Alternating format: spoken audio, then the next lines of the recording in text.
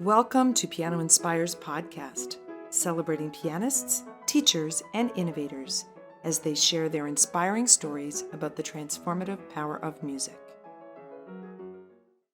Hello, and thank you for joining us today. My name is Dr. Luis Sanchez. I'm professor of piano at Texas A&M University Commerce, and I serve as Director of International Engagement for the Francis Clark Center. And I am delighted to have Dr. Susie Garcia as our guest today. Professor Emeritus Susanna Garcia joined the faculty of the University of Louisiana School of Music in August 1990. She held the Louisiana Board of Regents Ruth Stotthill Girard Endowed Professorship from 2000 to 2021, and for many years, she served as the coordinator of keyboard studies and as scholarship coordinator for the School of Music. She performs regularly with pianist William Chapman Ñajo as the Ñajo Garcia Piano Duo, specializing in both the standard repertoire and newly composed works for piano duo and duets.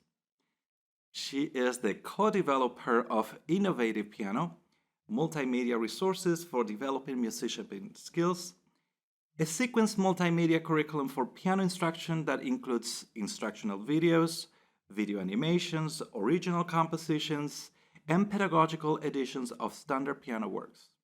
In 2021, Innovative Piano was awarded the MTNA Francis Clark Award for Keyboard Pedagogy. Susie, I'm so delighted to spend this time with you today. Thank you so much. I'm happy to do this and be here with you. Fantastic. So I thought we could have a conversation about your career, and maybe we can go back in time to the early years and how did music play a role in your childhood? Well, my parents were immigrants, and my father came from Mexico, and he came to Texas as a child, and eventually went to medical school at the University of Texas, Galveston, and was a doctor, and then joined the Army in World War II, where he was, among many places he was stationed, was in Naples, Italy, where he met my mother, Wanda Fusillo, and they married, and they came back to Corpus Christi, Texas, where he set up his medical practice. That's a long story, but he loved Mexican music.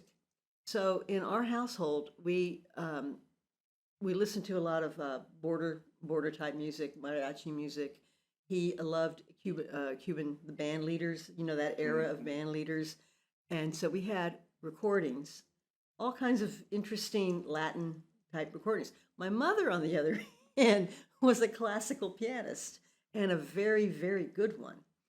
And so we also heard she loved Rubinstein. She loved Rubinstein's playing. And so we had a lot of Rubinstein records. We had Horowitz records, but really it was Rubinstein. Then I grew up listening to that, that great romantic style of playing. And she played also quite a bit. Then I, as the youngest child, I had my oldest sister was loving that era of music before rock and roll, right before Elvis. So she had all the Frank Sinatra and the crooner era. And then my other sister, right above me, was right there with the rock and roll era. And so we had the Beatles and then Motown. Ooh, what a change, So I got it all. We were all listening to music, and we all listened to different kinds of music. And I think that's so important when you in a family, is to have music be part of that environment. Because I am sure that my mother, I'm sure that her influence on me was very great to be a pianist, but my openness to all kinds of repertoire and to all styles of music really came from those very early years. Wonderful. Music had such an integral part of the household. Yeah, but I don't think it was conscious. I don't think anybody was saying, there. "Oh, let's just we need to listen to music so our children will be educated." It wasn't like that. It was just the household. How about piano lessons? When did those start? Do you have memories of your first piano teacher, perhaps? Well, my first piano teacher was my mother. I thought so, right? For better or worse. No, but my mother was She was I don't know much about her piano education, but what I did as a very small child was a lot of technique. She had me playing not Hanon, but patterns like that were building my fingers. But I was probably 4. Wow. I have pictures of myself at the piano from the time I was 3, and I don't remember learning songs from her, but I sure do remember those technical drills, and I think that really built a lot of my physical dexterity, which I'm Right. quite proud of. I can get around, and I think it came from that. And then when I went to school, when I enrolled I went to Catholic school, and there was a nun that taught piano and asked me if I wanted piano lessons, and I said I did. And so that was my teacher for until I graduated from high school. And so those were my early lessons. And I don't remember much about her, except it always struck me that she was 150 years old for like the longest time. But I remember I struggled with reading. I have a very good ear, and I struggled with reading, and it was very easy for me to learn what I was being taught because I could remember it. Right. And then when I was looking at the music, since I could already remember it, I was only using the physical music as a reinforcement for what I already remembered. So, and then that's a whole other story, the struggles with reading. But, those are my first Your memories. first memories of music. And when did you feel you got that call? Like, oh, this is the path I want to follow. From listening to those Rubinstein Right, so recordings. I mean, that's- it was immediate. I mean, I don't remember ever not thinking I would be a pianist. I don't remember that. I always just knew So I that's loved how strong that it. influence was for you. Yeah, and I don't know if it was my mother or Rubinstein. I'm not sure. Or both. Oh, both, right? Or both. But there was never a moment later when I went, oh, this is what I want to do. Very organic. Mm-hmm. Right. Yeah. Did you face any challenges in those days and with this career path that you have chosen? Well, I think that I mentioned the struggles with reading, and it was an odd experience. This is one of the struggles I experienced because I was very quick at everything else. I was very precocious academically, and I was reading and doing math and doing all the things that I was doing this very early. But doggone it, I couldn't figure out how notation worked. I could do all these really complicated things very easily with no effort. So something about being challenged like that, I think, while it might discourage people, it helped me because I was used to things coming very easily, and reading really wasn't coming easily. But I think that I enjoyed having something that didn't come easily. So my teacher tried different things, and I remember this when we switched to whatever I was using to the music tree. Okay. Yes. And it was in the 60s, right? Because that's when I was going to primary school, and it was a revelation, and so that whole Francis Clark intervallic approach really it helped me survive. Reading really never became easy for me until much later in life. And now I consider myself a decent reader, but not a great reader. And I'm saying this to encourage other people who may experience difficulties with any aspect of their music making shouldn't keep you from aspiring to a life in music just because your reading is slow, or because if you're trying to learn to play by ear, you're having trouble. You shouldn't make life decisions based on the fact that you're a troubled reader. Right. That was my main challenge. The main challenge. But you turned it into something that kind of ignited more energy just to move forward. And Well, yeah, I overcome did. it, right? It did, and it helped me move forward. But I think it really made me a better teacher. Once I That's started true. teaching, I was able to recognize the similar difficulties because not reading well can have a variety of reasons. True. And if you've ever struggled with anything, you're better able to detect the subtle reasons. It may be this, but it may be this. And I think coming from that background of struggle, it helped me all kinds of ways. Wonderful. So once you move on to college and you started your college career, and what influences did you receive at that time that pushed you forward in your path? I think the strongest influence for me was just my desire. And then that was supported by just one after the other of really great teachers. Teachers who really nurtured me, helped me with stuff that I did poorly, chastised me when I when I was lazy. I think that I was very lucky to have really great teachers, and I think that the combination of personal drive and a good work ethic, face it, you got to work. You have to. You got to work. And then the environments, I was in very positive collegiate environments.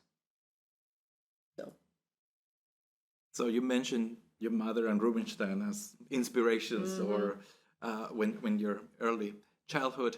What about later in life?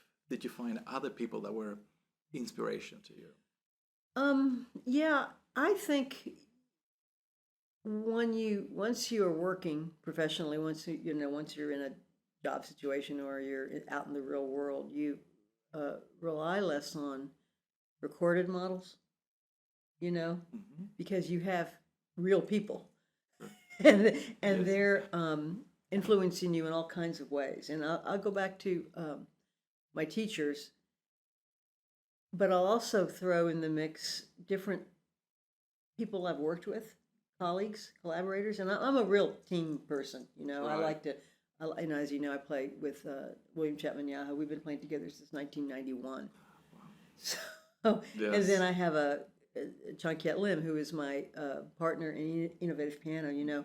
My whole career has been about partnerships, and I find inspiration from the partnership, from that model. And whoever I'm working with, if it's another musician in a chamber music setting, or if it's another scholar that I might be doing some research with, I just am inspired by that other person. And I think when you collaborate, what you appreciate is not just the person, but the third person who is the composite of the two of you. So I've always said this about Nyaho and our duo, that there's Nyaho, and there's me, and there's And the there's duo. the two of you. And that's separate inspirations. And so if you are somebody who wants to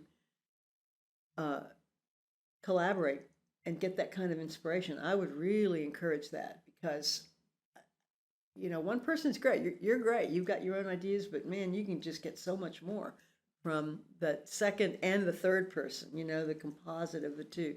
So I would say that I can't point to a single famous artist. I can point to many teachers who really nurtured me. I could point to but I would say that continuing on, in your life, it's important to have people all the time that challenge you to greatness, and challenge your weaknesses, challenge your boneheaded thinking. Absolutely. So And if we don't look at individuals, that inspire us, but music itself, what kind of music inspires you? I'm still like that little kid growing up in Corpus Christi, Texas. If you were to look at my CD, I still have LPs. I have a lot of LPs, and I listen to them. If you were to look at my, music collection, you would find everything under the sun, and I'm inspired by all of it. You know what? I'm really inspired. I'm inspired by creativity. And if I hear, we heard a great concert with Sarah Davis Bookner the other night, where you could not imagine a more creative interpretation of this music that we've heard, much of which Many we've been times, hearing yes. many times, but it was like hearing it through new ears. That was so inspiring to me. And it was not the music itself. I mean, the music's wonderful. I love, how could you not love those pieces? The music's wonderful, but it was seeing her really creative and unique take on familiar things that you've never even really thought could ever be different than the way you Heard them forever. heard them forever. And I mean, that to me was like what I want to do in all my work, whether it's performance or whether it's I'm doing some research on Thomas Kerr right now. Whatever it is I'm doing, I want to approach it with that creativity. So when I listen to other kinds of music, I love the creativity of Paul Simon as a pop artist who I've been following his career since, early days of Simon and Garfunkel. And I will always, if he's got something new to say, I want to hear it. And people like that. It's the creative impulse that inspires me. And it doesn't matter what style of music it is. Beautiful. So let's fast forward to Susie today.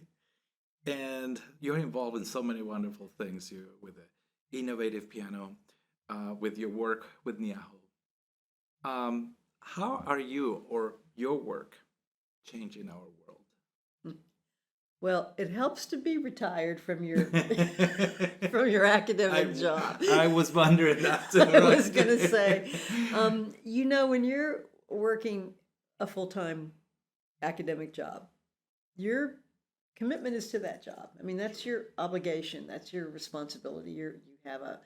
Your work is should be about your students, nurturing them, giving them what they need to be successful in whatever they do, whether it's music or they change their majors and go to psychology.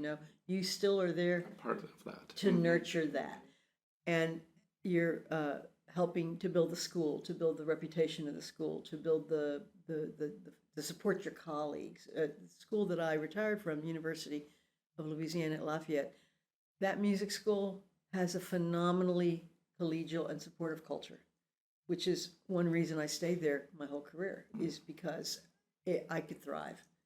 And the faculty, the middle administration, the upper administration, I just had support all the time. And you don't hear that said very much. It's true, yeah.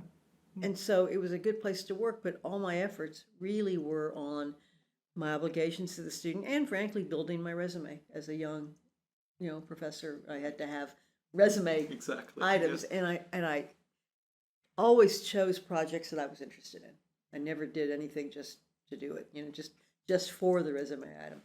So when I retired in 2021 in May, I thought I had all the time in the world to take on all these projects, Right. So I took on kind of a lot of projects. But I will say that I think I'll start with innovative piano for just a second, because it is a business. It's a group piano multimedia curriculum, and it's a business that grew out of two teachers that wanted to improve their students' experiences. Group piano is hard. It's hard for college music majors because they have to get proficiency in something fast that they may have had no experience in. And that's a big ask, And we were not satisfied with the progress our students were making towards proficiency. I mean, they could pass their proficiency, but we didn't really feel like they were really proficient, like that they could leave the group piano classroom and use piano as a tool professionally as needed. They didn't have which is the goal, right? Which is the goal. The goal isn't the proficiency. Yeah. The goal is, okay, you're a band director and you need to plunk, or choir director, you need to plunk out parts. Parts, yes. You need to be able to read a score. You need to, maybe you're a music therapist and you need some keyboard skill. Yes. You need these skills. So we just started making materials that we thought, videos and audio tracks that we thought would help. This wasn't about starting a business. There's nothing about the business. And so we started and we'd post them on our LMS, right? And we just started noticing real progress, quick, and also a much higher motivation level. There was students were having a sense of fun. You know, they were enjoying the process, Right. and they were more engaged. So we took these first, I don't know, 5 videos that we made to a conference, and people said, "Where can I get? How can I get these videos?" Right. You know, so we thought, okay, well, maybe we should commercialize it. So we did, and it's been a long process, but that's Innovative Piano really grew out of a need to serve our students. And to me, serving your students is changing the world. I mean, I think we have to remember wonderful. that. Yes. That's what we're doing. Yes. If I'm creating more ease for someone who's going to be a music professional to go out and do a better job more easily, I see that as changing the world. That's changing the world like one by one, Right. which is important. Yes, of course. But then the other projects, and this is why I love working with the Francis Clark Center, because the Francis Clark Center has a really global vision. The Francis Clark Center wants to make big changes, you know? So it's great to be doing the one-to-one change, but I also like being associated with an organization that's trying to do things in a bigger way. So my other current project is researching the music of Thomas Henderson Kerr Jr., who, if you don't know his name when you're listening to this podcast, I hope you will in Right. another year. Yes. So briefly, Thomas Henderson Kerr Jr. was an African-American composer who died in the 1980s. He was a professor at Howard University for mostly his whole career. Well, he composed a lot of pieces, piano works, choral works, organ works. He was also an organist. And none of his piano works, and very few, just maybe 2 of his organ works are appearing in an anthology, but none of his piano works have been published. All his music and his papers are in 14 boxes in the Schomburg Center for Black Cultural Studies in New York City. And the story of how I came to be interested in Thomas Kerr is too long to tell, but a manuscript came to Nyaho's in my inboxes Right. from somebody who had a 20,000 time Xerox version of this 2-piano piece. And so we learned it. Right. And we loved it, and it's on our latest CD, but we've been touring with it, and it's a concert scherzo based, a set of variations based on the Negro spiritual, Didn't My Lord Deliver Daniel. It's a fantastic piece. It is. It's Yes. a fantastic piece. Where has it been? It was Right. it was written in 1940. It's written in 1940, and it's in a box. And we just so the crime here to me is that if there hadn't been this accidental email, right? you know, nobody would have, this piece would be completely forgotten True. to history. Sad, yes. So this is how I feel like I'm trying to change the world anyway. Not just bringing this piece to light, but with the Francis Clark Center, who is going to publish this piece, we're going to also publish 2 more of his piano works. But that's, to me, a huge accomplishment. But what I want to inspire others to do is to understand that there's boxes like this in every archive, in every library, all over the world, Waiting to be discovered, right? waiting to be discovered. And you know, and there's reasons this music wasn't published, which I'm not going to go into.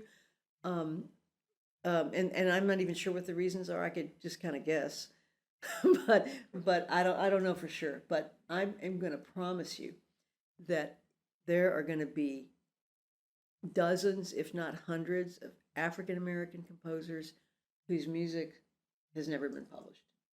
And this is why history is important.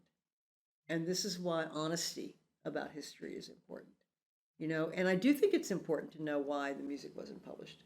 I'm just not able to say for sure why that was. But I think that's part of the research process. And I hope if you're a young pianist or a young scholar hearing this podcast and looking for a topic Right. for your doctoral work, To direct your attention to. Yes. just going into these libraries and cataloging what's in there for the world to see would be changing the world, and being truthful and honest about music history and about, for African Americans, that experience in the United States. And I think that history is a little bit under attack right now. And I'm going to be the first one to say history is what keeps us moving forward as a people, as a culture, as Americans. History is what keeps us grounded and tied to our past, and gives us the ability to have a future that is equitable. That's wonderful. Thank you for that. Yes. So you have been so impactful in your career. You continue to be so impactful in our profession, in the world, with your career. What advice would you have to young professionals as they look for their path, look for their niche in our profession? I had a conversation with Martha Hilly. I'm sure she doesn't remember this, but I'm going to tell this story because it didn't come early in my career, but it came much later in my career when I was offered associate dean position at my school. And I'd been a professor there for many years. And it wasn't anything that I had to interview for. I was just being offered it. And I thought, that's kind of cool. But and I wasn't really sure, because I love teaching. Right. Teaching is what I'm Your really passion, my right? passion. Now, I think I'd have really great administrator skills. My personality, I think I'd be a great administrator because I'm organized. I listen to people, but that's not my passion. I might have great administrator skills, but so what? I Right. love to teach. So anyway, I called up Martha Hilly, who is my long time and continuing mentor and a really important person in my life. And and she had been an associate dean briefly at the Right. University of Texas. Yes. And I called her up and I told her the deal, and she said, "Well, darling, have you just always wanted to be an administrator?" That was all she said. Right. And I knew right then, no. It never crossed my mind that I wanted to be an administrator. I am not knocking administrators. A good administrator is a beautiful thing. I'm not knocking it. But her point was, is that like what you always Your wanted calling, to do? Is that right? your calling? Right. And I knew immediately that I had to say no to this job, and I did.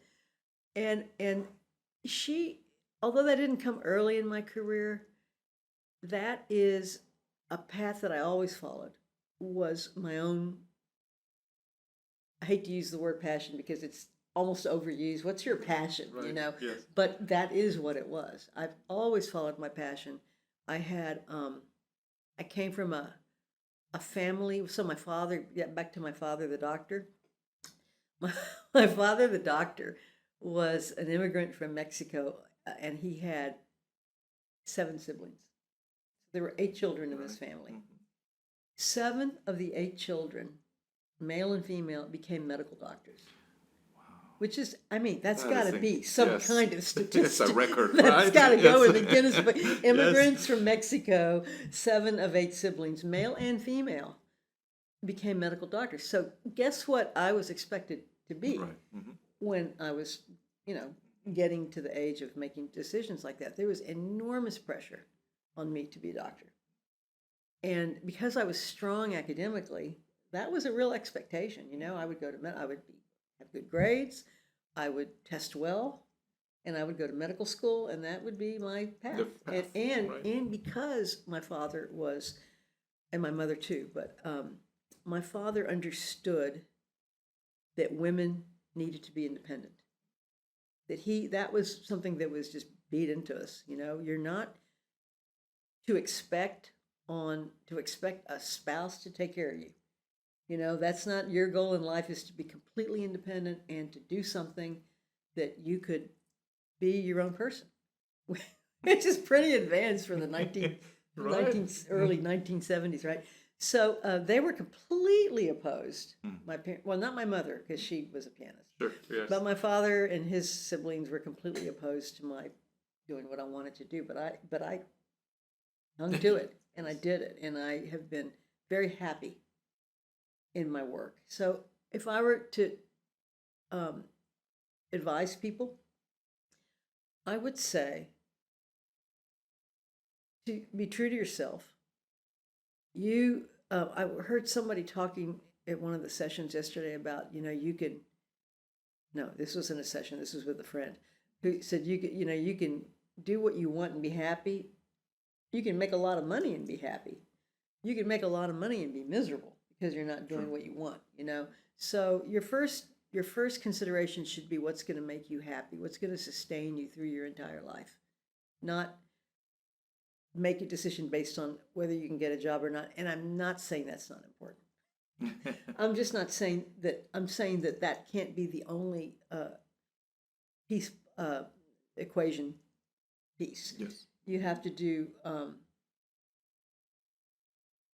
doing something that you are miserable in will not result in a long life. It won't result in good health. It won't result in emotional happiness. It'll affect your relationships. It'll affect everything you do. So try to find a way to make a living doing what you love. What you love. And that would be my advice. That's beautiful advice. So throughout our chat today, we talked about inspirations, people, music. But how about the piano? How does the piano inspire you? The piano as an instrument, or Yes. Well, of course, I had this love from a very early age, but I think this is something people don't say enough. When we got into this digital piano age, and there's all this discussion about digital pianos replace acoustic pianos, and what should our students play and all that stuff. I'm not getting into any of that. I'm just going to say that. What I love, the piano talks to me. When I play the piano, it talks back. And it isn't just the sound; it's the feel. It's when you play a piano, it vibrates. The vibration. I mean, there's a whole tactile. I don't mean just tactile because I'm using my fingers. I mean, there's a real sensory connection that I feel to the instrument that you can't get on a digital keyboard. I'm so sorry. Yes. I mean, I'm not even talking about the quality of the sound. I'm just talking about the physicality of the instrument, and I find that almost like a relationship. That's really important. So there's that piece, and the other piece is we live in a very troubled world, and maybe we always have lived in a very troubled world. I mean, I remember during the 1980s, and I was probably in my 20s, right? We were so expecting a nuclear war to happen. We were expecting an arms race with Russia. I mean, that was going to result in a nuclear bomb. And a lot of us really believed that we wouldn't survive. I mean, that was like the way we talk about climate change now is kind of similar. We're worried about our survival. Well, let me tell you, we were worried about our survival in the 1980s. So maybe nothing has changed. Maybe there's always these periods where human beings have to face the reality that we may not be here forever. Then there's all kinds of other, things, which I won't go into. But I have found that whenever I start to get really have that hopeless feeling, which I'm having more and more these days, because there's just so much hatred and bombarded. Yeah, we're constantly bombarded by hatred, and then the wonderful, wonderful power of social media that is just being used for horrible ends. I love technology. I'm not scared of technology, and I think it has the power to do wonderful things, but it also has the power to do terrible things. So I just find whenever I get that way, I pick a new piece of music to learn. Healing, I know. And especially, it's always going to be chamber music because I'm going to find somebody who wants to play this with me, So this was a long way around of saying something very basic, which is I like to lose myself in a new piece. And I mean, an old piece doesn't do it. It has to be a new piece. A new piece, something that I really want to play, something that I love, something that resonates with me. A Brahms quartet, a Brahms trio, something that I just, you can just Speaks to you. yeah. And it really helps. It elevates first place, it distracts me. But the other piece of it is that it elevates my mood. The third thing is it puts, because it's collaborative, it puts me in touch with other human beings. And I mean, I'm already it's not like I'm isolated. I mean, it's just a different way. It's a different way to. It's a different way to connect interact. around, yes. So I think that I'm so grateful that I can play the piano, and I'm not even saying I'm grateful that I'm a professional. I'm just so grateful that I can play the piano and that I have that to keep me going in a dark time. If times aren't dark, it still keeps you going. It keeps you going because it's all about the joy. It's all about the joy either way. It's just that sometimes we have more of a need to be we have a need to be positive, and Yes. it helps me.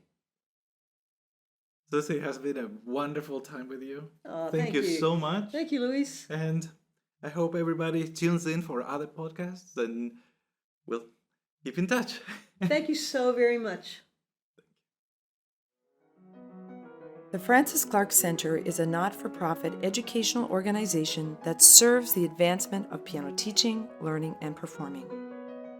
Divisions include Piano Magazine, PianoInspires Kids, Journal for Piano Research, National Conference on Keyboard Pedagogy, the New School for Music Study, Piano Education Press, International Online Teacher Education, and PianoInspires Online Community Hub. Please visit us at pianoinspires.com to learn more about our impactful work and inspiring community.